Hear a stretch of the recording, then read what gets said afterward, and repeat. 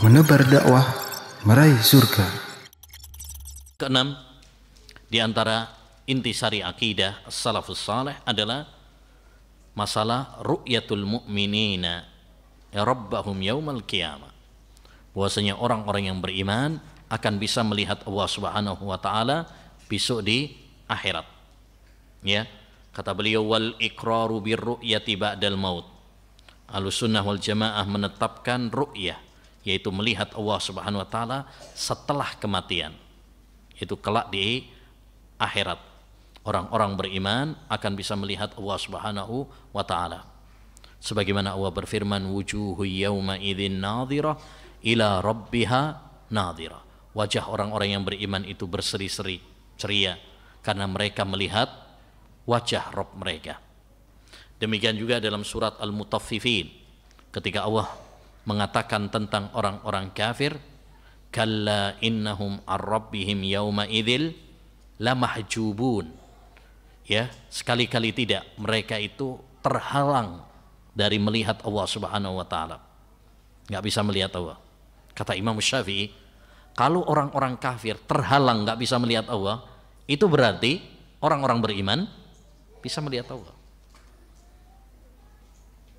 Jelas ya? Itu namanya mafhum mukhalafah, kebalikannya. Kalau orang-orang kafir diadab oleh Allah Subhanahu wa taala, yaitu terhalang dari melihat Allah, nggak bisa melihat Allah Subhanahu wa taala sebagai siksaan bagi mereka. Sebaliknya, orang-orang beriman bisa melihat Allah sebagai kenikmatan, anugerah bagi mereka. Ya, dan ini juga sudah ditegaskan oleh Nabi dalam banyak hadisnya yang mutawatir.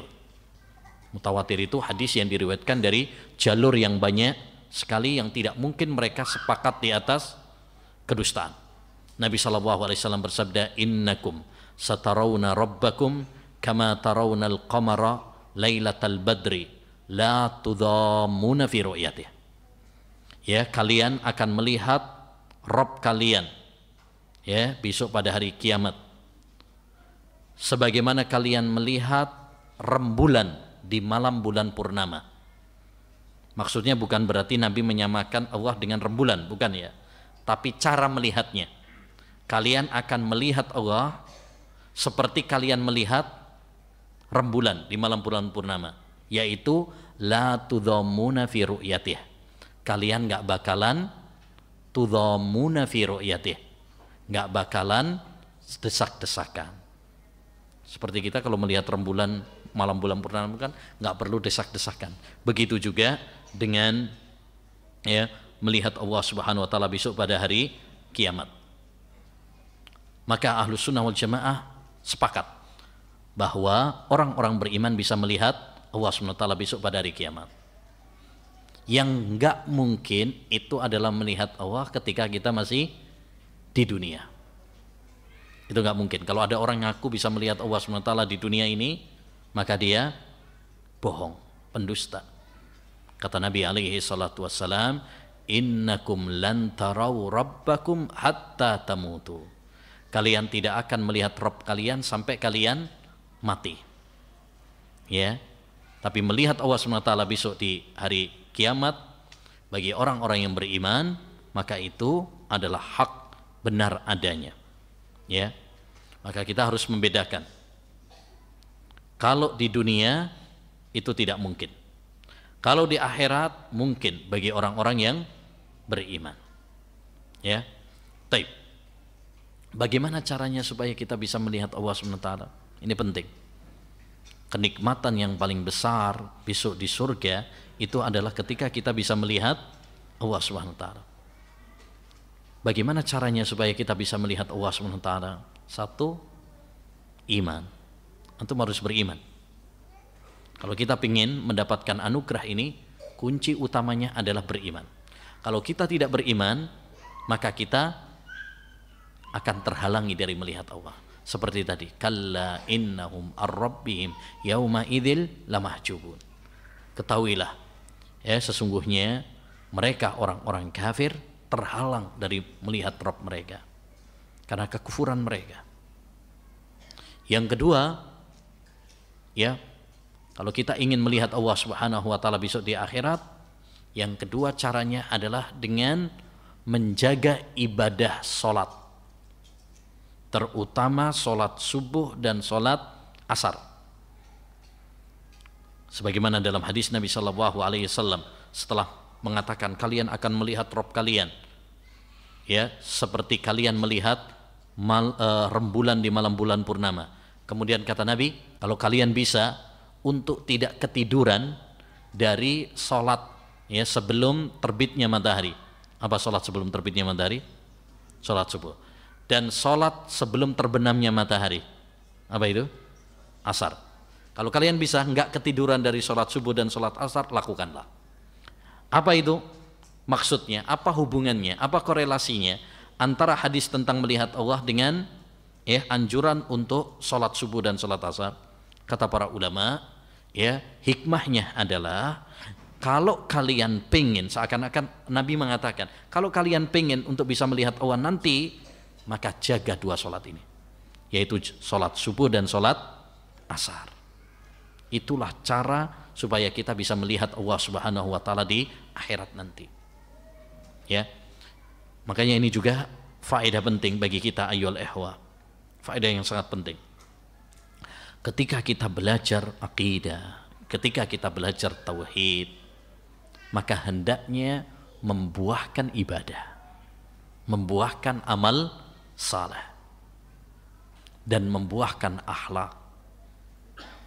Belajar akidah bukan cuma sekedar teori. Belajar akidah bukan hanya sekedar untuk debat, bantah membantah, apalagi menyesatkan. Tapi belajar akidah itu adalah tujuan utamanya agar membuahkan amal ibadah. Kita semakin semangat beribadah kepada Allah SWT, semakin baik akhlaknya, semakin dekat dengan Allah Subhanahu wa Ta'ala. Itu tujuan kita belajar akidah. Yang ketiga, di antara kiat agar kita bisa melihat Allah Subhanahu wa Ta'ala adalah ihsan, berbuat ihsan. Sebagaimana firman Allah Subhanahu wa Ta'ala, lilladzina ahsanul husna wa ziyadah. Bagi orang-orang yang berbuat ihsan, bagi mereka apa? Al-husna, surga.